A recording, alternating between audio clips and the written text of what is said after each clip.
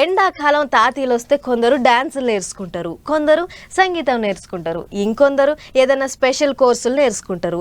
ఈత రానోళ్ళేమో ఈదుడు నేర్చుకుంటారు, సైకిల్ రానోళ్ళు తొక్కుడు నేర్చుకుంటారు.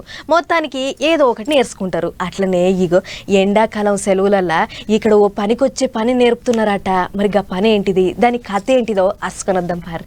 అమ్మమ్మ ఇంటికో మా అమ్మోళ్ళ ఇంటికో పోయి ఆట పాటలతోని ఉత్తగా పొద్దెళ్ళగొట్టకుండా ఇగో పట్నం పబ్లిక్ గిట్ల కుండలు చేసుడు నేర్చుకుంటుర్రట.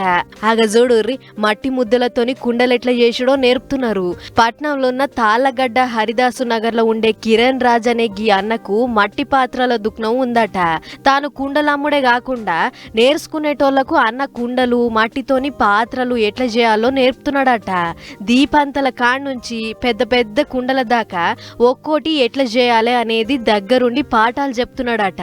ఆయన ఈ కంప్యూటర్ కాలంలో కుండల కథ కుంటూ పడ్డది గాని ఒకప్పుడు కుండలేని ఇల్లే లేకపోయేది. ఇప్పుడంటే ఇత్తడి రాతెండి బొగోనలు వచ్చినాయి గాని వెనకట మట్టి కుండలే దిక్కు.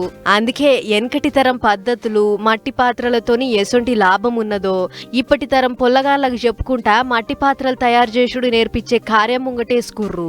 ఇక మట్టితో ఆడుకునుడంటే చిన్నపిల్లలకు కూడా మస్తు ఇష్టం. అందుకే ఆటకు ఆట నడుస్తుంది, పనికి పని నేర్చుకుంటుర్రు.